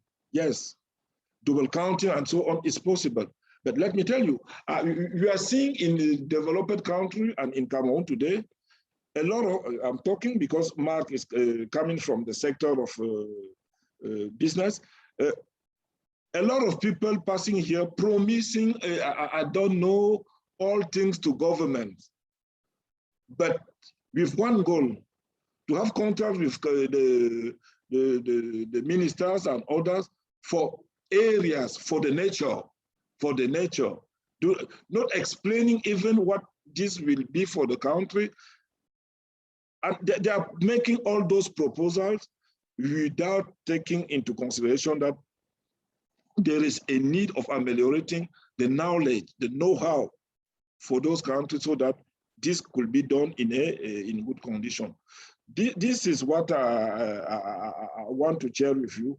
We think that there is a big need, there is more than need to build the capacity of country so that they could better use the nature to stabilize the climate, at the same time to have a normal sustainable development. And I think that IUCN can and must play a wonderful role in this process. In Cameroon, we are saying that RED Plus is a tool for the development, a tool for the development, for the sedentarization of agriculture, for the intensification of agriculture, for energy efficiency, and so on, and so on, and so on. This should be integrated in the development process. At that time, the nature-based solution can be a very good opportunity for everyone. It will be a win-win opportunity. So thank you. Secondly, at the end, I will beg those who are specialists of Shakespeare to excuse me for the quality of my bad English. Thank you very much. Thank you so much, Professor Armathe. I must say, I mean, I think Shakespeare would have a lot to learn from what you just presented and the way in which you presented in. But thank you particularly for sharing the, the real insights and the real trade-offs that exist in developing countries in relation to nature-based solutions to climate change versus, the economic needs that the countries face on the ground, and also some of the ways in which this might best be, dealt with going forward. So thank you all the panelists. You have heard all the panelists now, and you have also, I can see that both in the chat box and in the Q&A, there have been a number of important and helpful exchanges. And what I'll now do is maybe I'll just highlight some of the key questions that I have noted, and then invite some of the panelists to respond to them. So there has been one general question that was asked, which was about how about change in consumption patterns, and without changing consumption patterns, will it even be possible to meet any of these objectives? So I'll invite any panelist who wants to come in on that to take that question. There was also one question on, should there be a need to keep in mind the precautionary principle while using nature-based solutions to carbon offsetting? And maybe Christina, you could take that question and perhaps also share the other views that you might have in relation to what the past experience from the RED Plus process and the safeguards discussion can tell us about that. Kanyeke, I think in your intervention, you raised a really important point, which was noting the need to recognize IP leadership and participation and to provide the appropriate spaces for this going forward on this issue. Now, how do you think this can best be supported and done in specific practical terms in relation to whatever happens on nature-based solutions for carbon offsetting that would give local communities and indigenous peoples more confidence in this process? And finally, Mark, there were a couple of questions that were asked. So there was one question which asked, do we have a global unbiased monitoring system in place to evaluate, detect double counting, crediting, or cheating in the present carbon market? So do we have such a system? And if not, what do you think can be done to fix that? And I think there was a related question, perhaps, which was asking more generally about what can NGOs and non-state actors do to support this process going forward. And finally, Professor Armate, there are two questions that follow immediately from your presentation. I mean, you really made a really strong case for the need to integrate nature and climate considerations into all of the national programmatic activities that are undertaken, by governments, either at the national and provincial level. In practical terms, how do you think this can best be done? And maybe perhaps also a follow-up question, again, based on your extensive experience in relation to, REDD+, results-based payments for REDD+, afforestation, deforestation from the CDM era. And if we take it now to what's developing in relation to the role of nature-based solutions in carbon offsetting and connect it also to the ongoing negotiations under Article 6, what do you think are the key lessons that need to be taken into account from the previous generation of our experiences as we move forward on this issue? So those are the key questions that I captured from the Q&A and chat box. So maybe I'll first invite all the panelists again in the same order, perhaps starting with you, Christina, followed by Kanyeke, followed by Mark, and then finally, Professor Amarte. So over to you, Christina. Thank you. Thank you. Thank you also to all the other panelists. It was extremely interesting to listen to the different and very well-aligned presentation, but also for the questions from the audience. I'll just address, well, there's so many interesting questions, but address two of them. One on the issue of consumption patterns, which of course is a very important one. It's both production and consumption patterns that lie at the very bottom of our current economic model. And I think both Frances, but also Mark and I think in our interventions stress the need for rapid and significant emission reductions from all sectors, which then can be complemented with offsetting. But in order to achieve emission reductions, you have to look at production and consumption patterns. That is core to what we are seeing. And deep emission reductions and cuts are only possible if current production and consumption patterns are transformatively changed to a much more sustainable way. And the second one on the precautionary principle, Sandeep, that you put to me, that's an interesting one. Of course, precaution is important. Precaution comes into the picture in the situation where we have scientific uncertainty, where science isn't entirely conclusive, if that's possible at all, about causes and effects, possible damages, changes, and harms. And here the precautionary principle comes in and says that it is better to act and apply cost-effective measures, even if there is a certain level of scientific uncertainty, if there's a risk for significant harm. And in those countries where the precautionary principle is part of the domestic legal system, that should of course be part and parcel of the climate strategy. But I think in many cases, science is pretty conclusive on many aspects of climate change, and it's much more about prevention rather than precaution. But of course, it could play a role in those countries, in those legal systems where it is incorporated. Great, many thanks, Christina. Over to you, Kanyeke.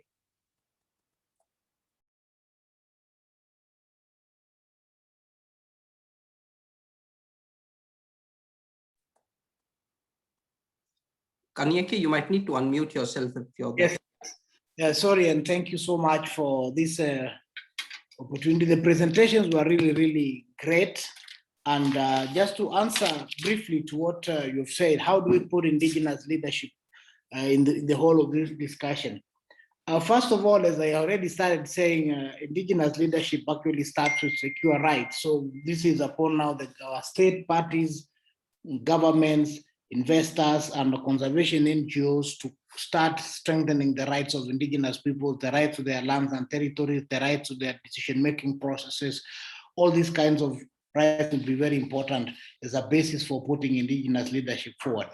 Secondly, it will revolve around the issue of relationship building between the various actors, indigenous peoples and governments, indigenous peoples and NGOs, indigenous peoples and investors. And this will actually, relationship building based on trust will lead to partnerships that will be mutually beneficial to all the parties, including the climate. And of course, the issue of capacity development, capacity on the side of indigenous people to negotiate properly, to monitor, evaluation, and all that, but also capacity in terms of the investors, the carbon people, to actually understand indigenous ways, respect their processes, and recognize indigenous knowledge systems that they have been using for generations to manage those ecosystems in which they live. And when you look at all this, it all revolves around the issue of the free, prior, and informed consent for indigenous people, which is still a bit an elusive concept, but I think there's very, very positive progress on how to start actualizing the right to free, prior, and informed consent. So all these engagements should actually be in a very transparent and participatory manner for the benefit of all the environment, the communities, and the investors. Thank you. Great. Very many thanks, Kanyeke. Over to you, Mark. Thank you. So picking up on the questions, Sandeep, and I think actually picking up on some of the comments made by the excellent interventions by my fellow panelists on the issue of registry systems and transparency. There are currently all of the existing standards have registries, and project developers, users, buyers are required to declare in some legal fashion that they have only registered their projects and credits in one registry, and or if they are in two, that they are not double counting. Now that works quite well, but it is to be assumed that if the market does scale by a factor of 15 to 30 over the next 10 years, there will be new standards and new registries and new exchanges. And then there is a significant risk of double counting, double cancellation, double claiming. And so I think one of the answers to that is to ensure not only that the registry system, there is a single meta registry that allows checking of where credits are held, which ones are retired and which ones are cancelled and which ones are still in circulation.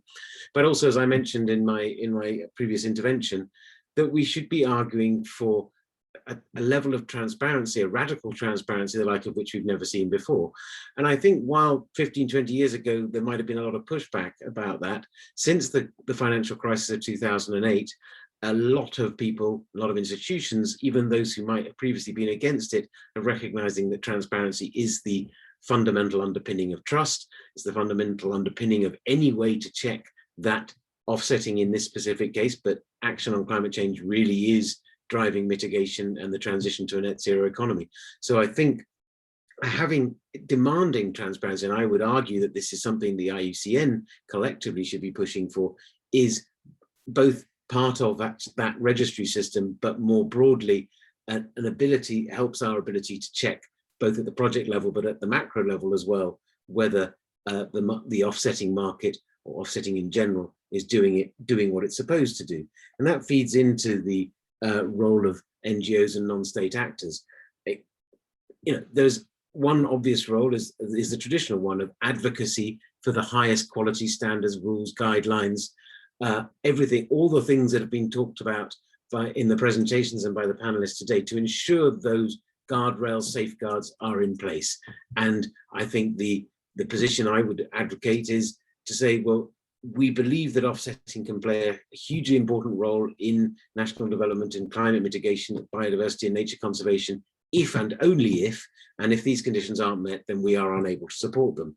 Should be advocating for the transparency mechanisms that I mentioned, should be playing a role in capacity building, bringing the knowledge both at individual projects, but also to national governments. And I think, to pick up on Professor Amate's point, something I hoped to have said earlier, the carbon finance can play a huge role in just transitions for sectors. Let's talk about, for example, commodity agriculture in developing countries.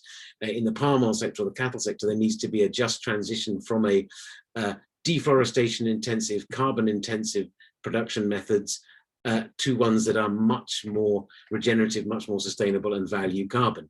Carbon finance cannot do that on its own, and it needs to be part of a broader strategy of financing technical outreach, and NGOs and non-state actors can play a role in both creating those visions with the stakeholders involved and also advocating for the role of carbon finance in that.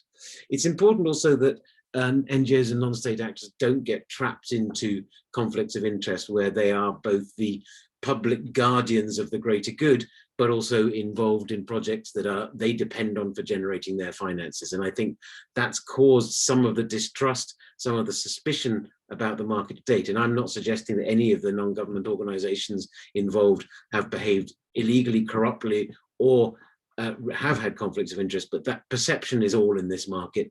We've seen over the last 20 years the raft of complaints and criticisms of the market, and part of that is because of the lack of transparency, but because of the perceived conflicts of interest. And then just to go back to the issue of precautionary principle that Christina talked about, I think when we apply it to offsetting, this goes to the heart of some of the trade-offs that we need to think about.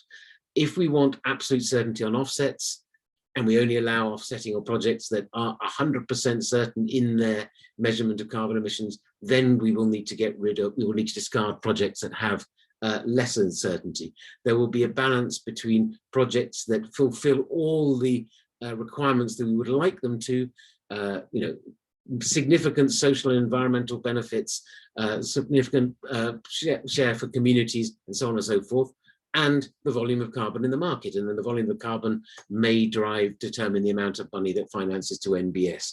So when we apply the precautionary principle, I absolutely support that. And at the project level, it makes absolute sense. But overall, we need to think about where is the balance between scaling this market so we drive finance to NBS, National Sustainable Development Plans, and potentially restricting the volume of market and the scale of the finance that might flow.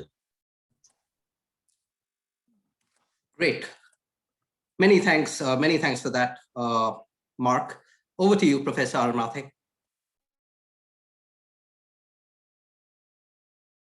I don't know if I will have a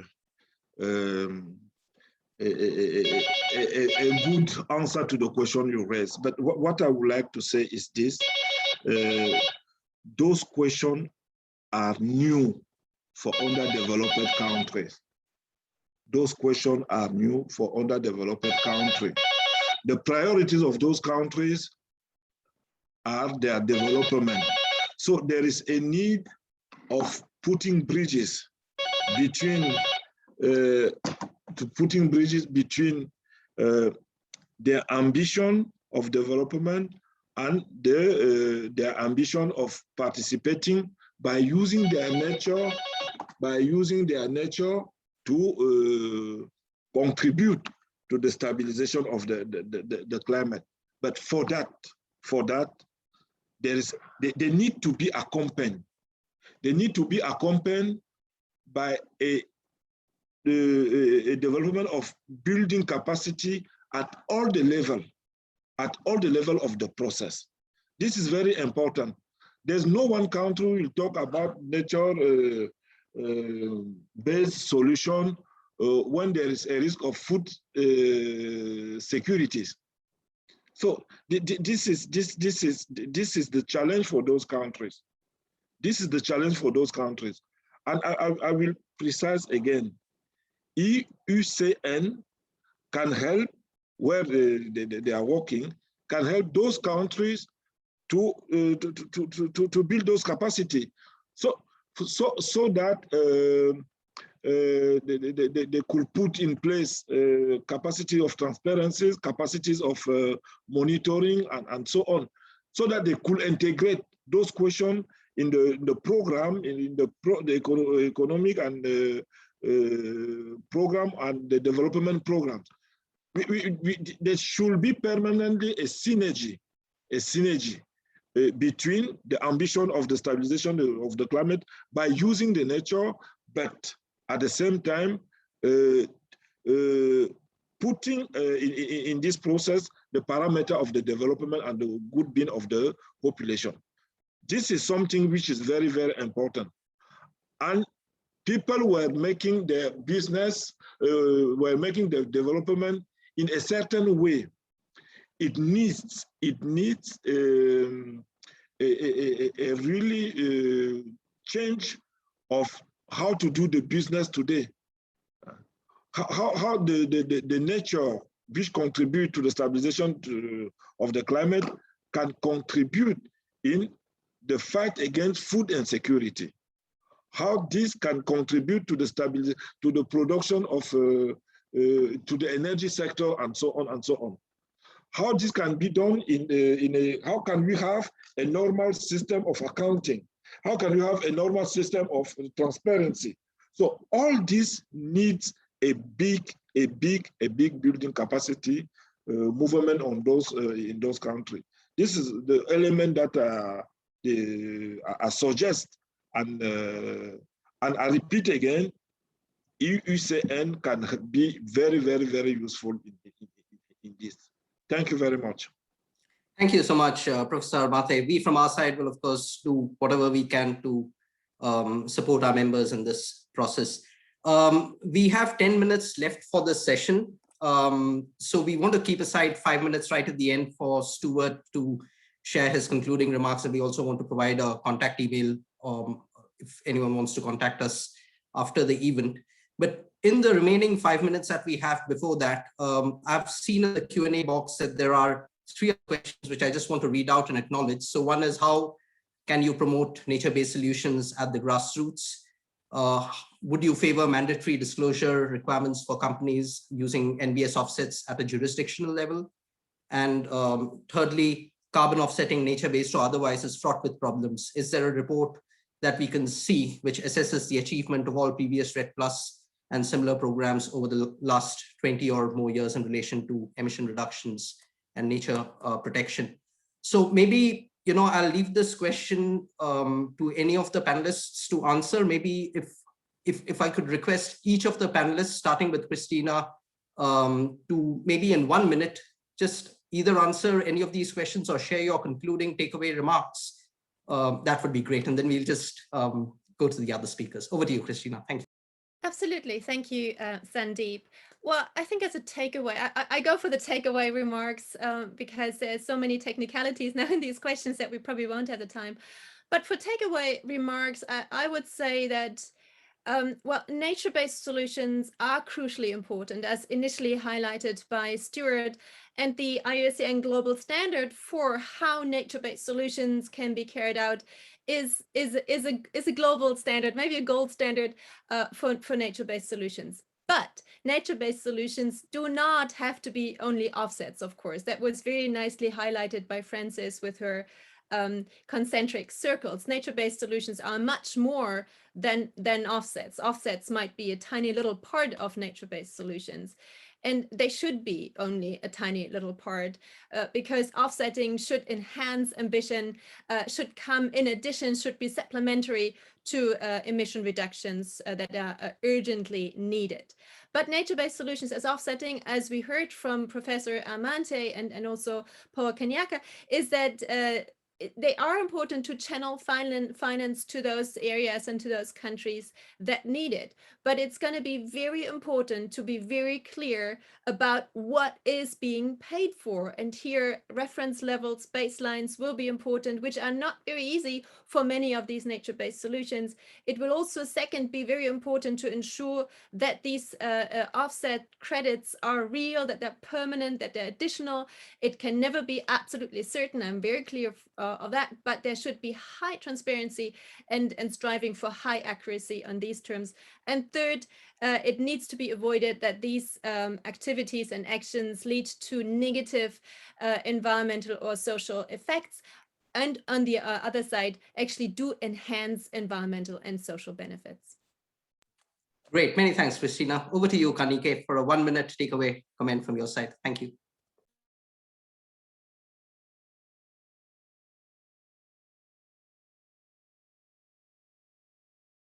Okay, I'm not sure if I see Kanike. Maybe I can turn over to you, Mark, for a brief concluding remark from your end. Yes, of course.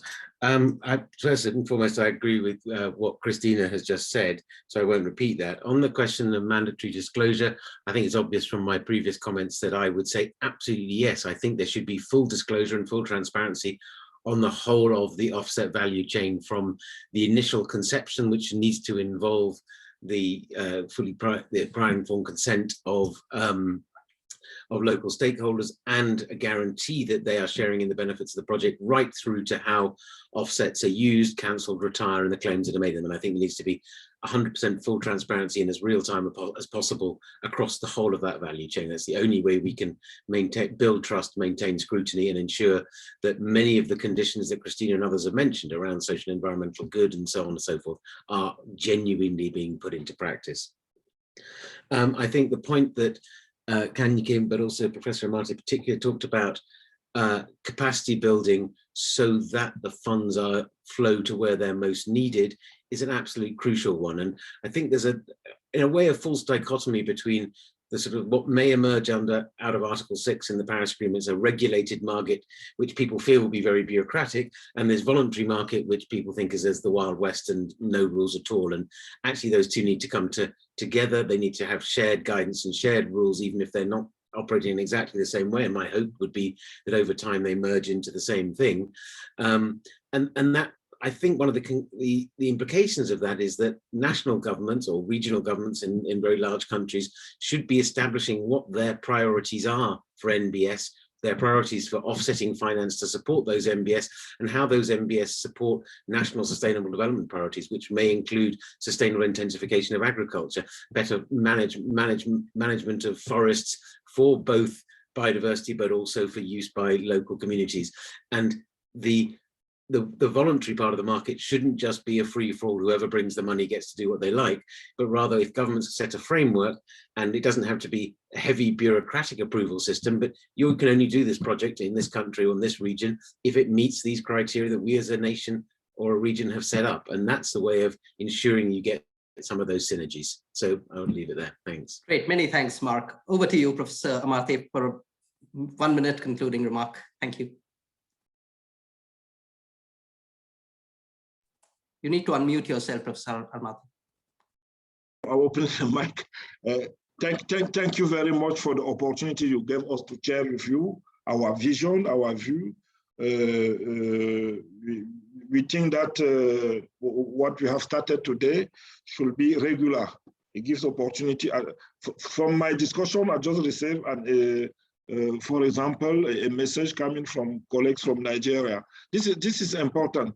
And I think that this opportunity of exchanging or sharing views will always be very positive for countries. Thank you very much. Thank you so much, Professor Amate. So with that, let me just hand the floor back to Stuart for his final concluding thoughts from his end. Over to you. Okay, well, thank you very much, Sandeep, and a real sincere thanks to our four panelists and obviously to Francis. And we will hear more. I think we're going to hear more from Mark and Francis and Christina in the afternoon. It'll at the next session we have on this.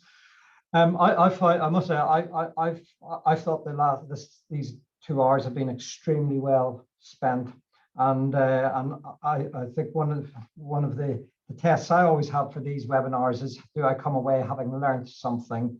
And I would absolutely say we have. Now, when the IUCN Secretariat thought about what would be useful to in mobilizing the union, we we wanted to come up to this issue of how is there a way, can we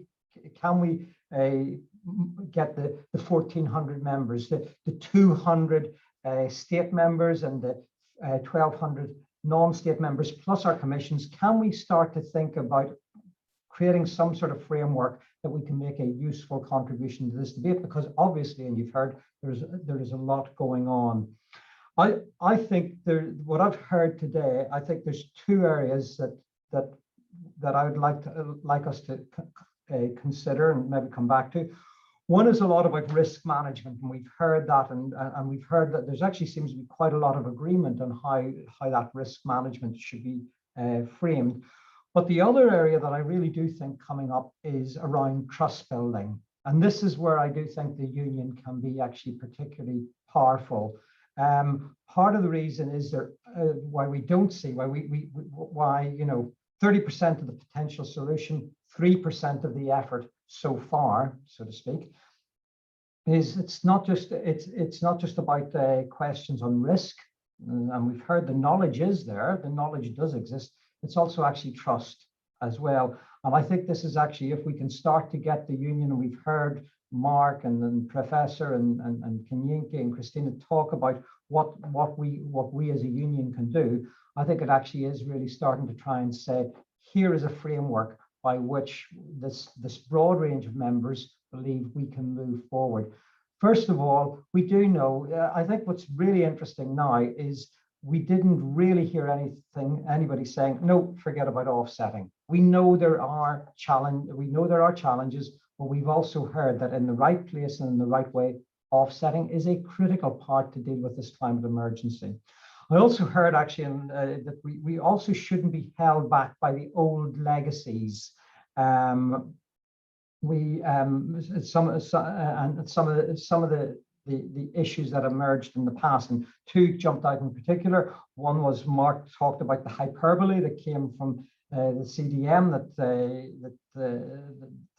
that so much was promised, and then there was a reduction, and Francis mentioned this in reputation of were nature-based offsets really reliable. The second is actually the legacies that have come from a singularly projectized approach. But again, the knowledge exists now on how to deal with this, and I do take note of Francis's point that other technologies and other interventions exactly have some of these issues as well. So I think we shouldn't be held back from that. I think another issue that is really that we can now mark and move forward from is that there is no suggestion that this is a substitute for rapid reduction in greenhouse gas emissions. This is a sine qua non. We've got to see commitments on that. And again, I think several of the speakers, Francis included, Mark talked about this. So it's not about whether this is an either or, but how this is actually incorporated as part of the actions. A couple of things then that I think maybe to build around that I think are really interesting. We've heard this quite a lot, transparency. Mark talked about radical transparency.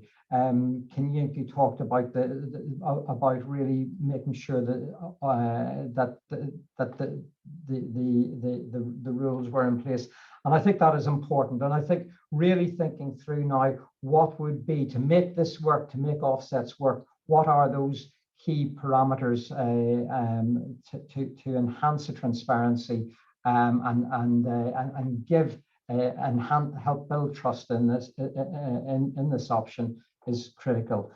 The other area I've heard very strongly about is inclusion, both in terms of inclusion that there is capacity there, but also, as Kenyinke highlighted, also tapping into the agency of Indigenous peoples and communities, making sure that they are agents that can actually help contribute to this. And the final thing I would actually say is maybe this issue of avoiding this concern of making the perfect the enemy of the good. We can't move until every single thing is agreed. Rather, we can say we've got a broad understanding. We are of how we could move forward, but then ongoing learning and being able to adapt and improve as we go along, but to say not holding ourselves back. But I say we will now continue this. We say we want to take this into the IUCN Congress and beyond. I really do think there is a role for the union to play in this and to come together, and hopefully with the commissions and with you as members, we'll be able to work that through. And I say I do honestly think that part of the thing now is building confidence through trust building, being able to listen respectfully to other perspectives, and then create a space whereby we can start to think about how we expand the areas of commonality and reduce and manage the contested areas around this subject, so we can actually start to see a significant contribution moving ahead. And as I say, we've got to keep in mind of just how severe and how frightening the prospects of this climate emergency are at the minute. So thank you very much, Sandeep. Thank you to all the members who've joined us. Thanks again to Christina, to Kenyinke, to Professor, and to Mark. And we will obviously look forward to engaging with you in Congress. And we have another session this afternoon. And as Sandeep said again, we will be reopening the survey. So please encourage your fellow members and colleagues to engage in that. Thank you very much. Great, thanks very much, Stuart. Just to build on what you said, after this afternoon's webinar, we have about 250 plus registrants for that session as well. Those who want to join that, please do. We will circulate not only the presentations that were made today, but also the opened survey link so that you all have it in your inboxes too. So all that remains for me to do is to thank you all very, very much for your participation, especially all our distinguished panelists, Christina, Kenyinke, Professor Mathe, Mark. We could not have done this without you. I'd also just like to acknowledge and thank my colleague, Linda, who helped us with all the back-end support that you saw today, and my colleague, Adriana Vidal, who will be moderating this afternoon's session. So if anyone wants any further information, you can reach us at the email address that you see on your screens, climate@iucn.org. So with that, thanks once again, and let us bring this webinar session to a conclusion. Thank you and have a nice day, and see some of you in the afternoon. Bye for now.